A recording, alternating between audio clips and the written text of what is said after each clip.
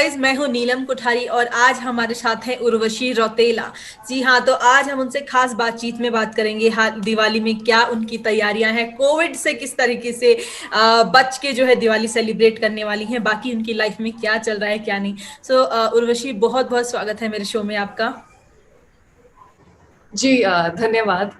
या सो सबसे पहले यही पूछूंगी कि दिवाली आ रही है तो कैसी सेलिब किस तरह की प्रिपरेशन है। और जैसा कि अभी कोविड काल चल रहा है, हम बहुत ज्यादा बाहर किसी को बुला नहीं सकते, बाहर जा नहीं सकते, तो आप किस तरह से तैयार कर रही हैं? कोविड का आई नो कोविड का समय चल रहा है तो हम सबको जो सेफ्टी मेजर्स हैं वो तो लेने ही पड़ेंगे। बट इस साल की दीपावली इसलिए बहुत ज़्यादा इम्पोर्टेंट है मेरे लिए बिकॉज मैं अपने नए घर में प्रवेश कर रही हूँ उत्तराखंड में। आई थिंक और उत्तराखंड में जो आपका घर मैं बना है वो। जी जी या ओह, एग्जैक्टली जो वेरी मेरा नया नाइस। तो घर है कहाँ पे तो है आपका ये घर, उर्वशी? सो इन उत्तराखंड ओनली जो मेरा घर बना है तो वहाँ पे लाइक मेरा पहला कदम मैं रखूंगी। एंड दिवाली में ज़्यादा कुछ नहीं है। Obviously no crackers at all, कोई पटाखे वो सब नहीं। और एक जैसे फैमिली के बीच में एक दीपावली होती है, नॉर्मल पूजा, लक्ष्मी पूजा, लक्ष्मी गणेश पूजा और रंगोली, और जितना ज़्यादा हो सके मतलब पूरा ही एकदम सेफ और एकदम काम दीपावली होने वाली है, ज़्यादा नहीं, ज़्यादा कुछ नहीं। या सो मैं भी अभी उत्तराखंड में हूँ। ये मेरा उत्तराखंड का घर है। फाइनली मुंबई से निकल के उत्तराखंड में पहुंच चुके हैं और आज हम सो हाँ। मुंबई से लेके निकल के मतलब मुझे तो बहुत सुकून मिला कि ओके, अब फाइनली बड़े घर में आ गए हैं। आपको कैसा लगा?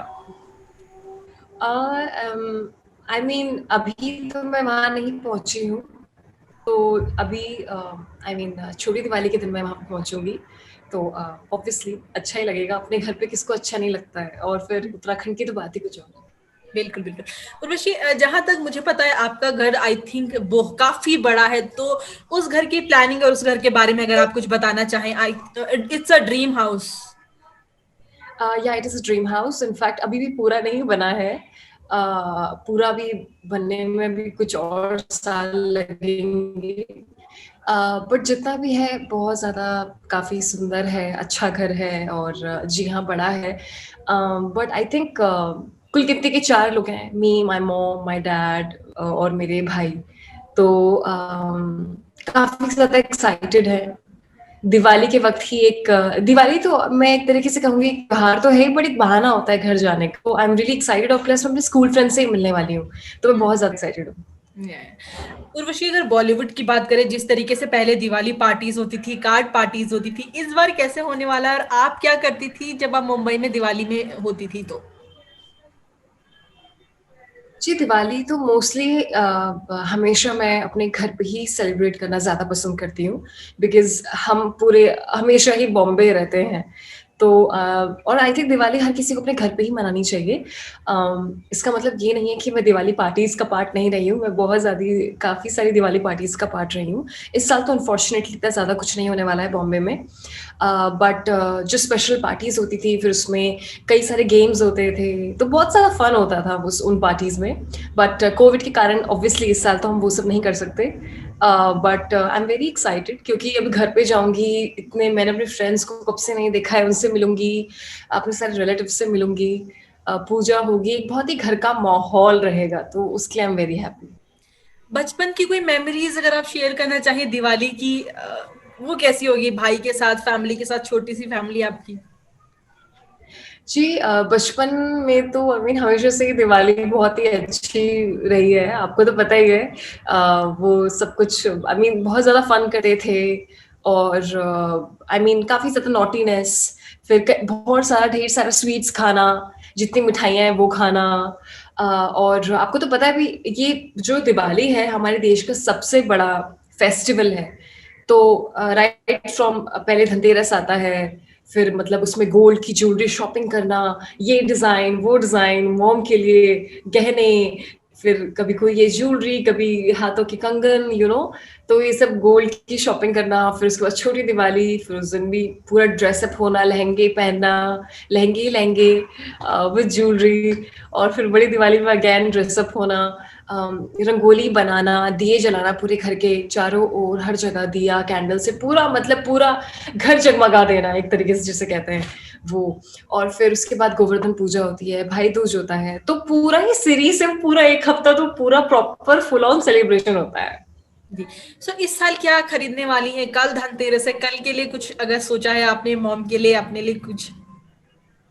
जी हाँ, ऑब्वियसली हम ये रिचुअल हर साल करते हैं, इस साल भी करेंगे और आई थिंक करनी भी चाहिए। बहुत ही शुभ माना जाता है कि सोने की कोई चीज़ आप खरीदें उस दिन, अ, हमारे हिंदू मान्यता धर्म के हिसाब से।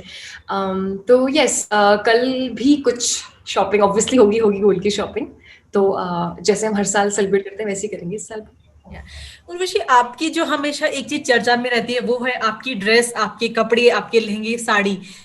ओह दिवाली गॉड! में क्या हाल ही में नेहा की शादी में आपका जो लहंगा, जो आपकी ड्रेस थी, वो बहुत चर्चा में रही।